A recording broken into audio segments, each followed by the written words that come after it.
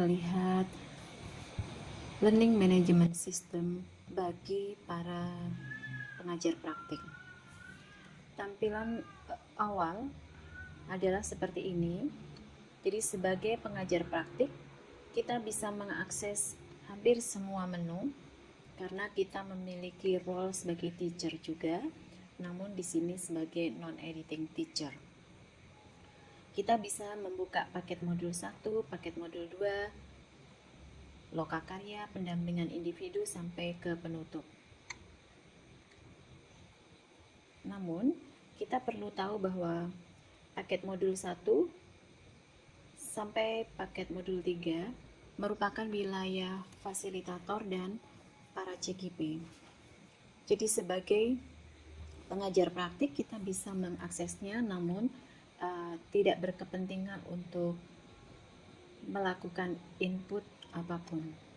Sebagai contoh, di paket modul 1 terdapat tes awal modul. Kita tidak perlu mengikuti tes awal, meskipun kita bisa melihat hasil tes yang dilakukan oleh pesertanya, yaitu dengan cara klik attempt, maka kita akan bisa melihat nilai-nilai para peserta melalui menu ini. Kemudian pada bagian lain, misalnya pada modul 1.1,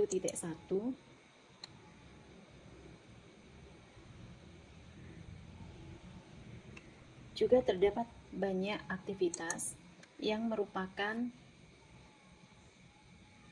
bagian belajar bagi para CGP dan pemantauan pembelajaran oleh fasilitator. Semua menu pada paket modul dan pada modul-modul itu bisa dibaca dan diakses oleh pengajar praktik untuk memperkaya pengetahuan dan lebih memahami karakter para CGP yang didampinginya. Namun sekali lagi, pada menu-menu itu pengajar praktik tidak memiliki tugas atau tidak memiliki hak untuk memberikan baik komentar maupun penilaian pada apapun yang sudah diupload oleh CGP. Di manakah wilayah pengajar praktik? Wilayah pengajar praktik adalah pada bagian lokakarya dan pendampingan individu. Kita lihat pada bagian lokakarya.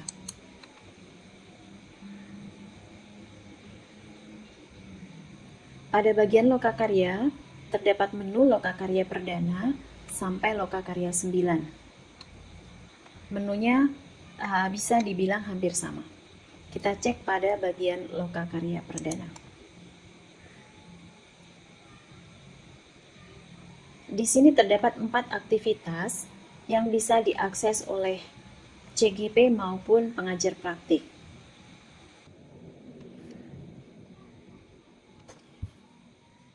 Pada pengantar lokakarya, bentuk aktivitasnya adalah lesson. Pengajar praktik bisa membaca konten di dalamnya dari halaman awal dan next ke halaman berikutnya sampai selesai. Di sini juga terdapat menu edit, report, dan grade isi. Tetapi karena role dari pengajar praktik adalah non-editing teacher, maka menu edit ini tidak berfungsi penuh. Jadi ketika kita klik edit, pengajar praktik bisa membaca keseluruhan konten tanpa harus klik next,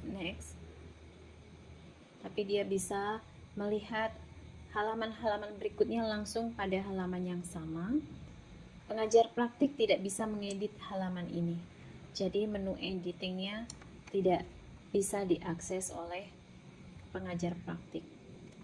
Pilihan collapse dan expand hanya merupakan tampilan di halaman ini. Bisa kita lihat kalau expand, seluruh halaman lesson muncul dalam satu halaman. Kalau collapse biasanya tertutup seperti ini, dan kalau akan mengakses harus kita klik satu persatu. Seperti itu. Kemudian kita kembali ke bagian awal di Lokakarya Perdana. Selain pengantar lokakarya, terdapat menu untuk menyematkan link web meeting bagi lokakarya. Jadi seandainya lokakarya tidak dapat dilaksanakan secara luring, maka pengajar praktik harus menyiapkan meeting virtual untuk melaksanakan lokakarya bersama CGP-nya.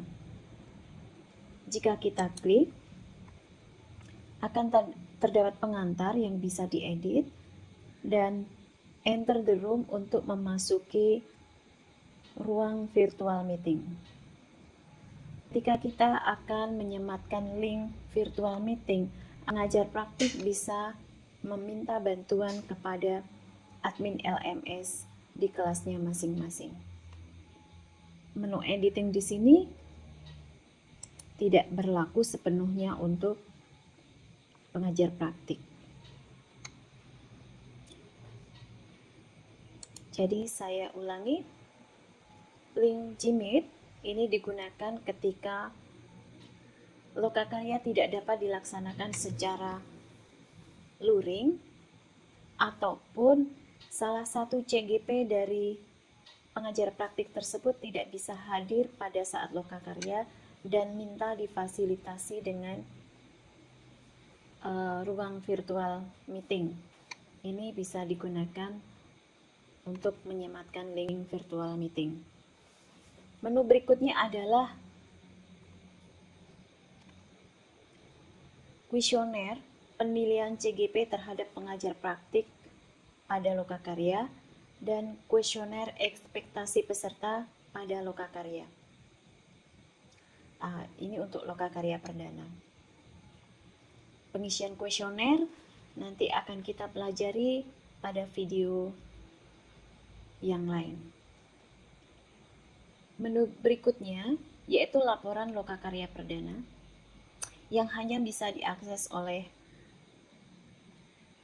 pengajar praktik, juga akan kita pelajari pada video berikutnya.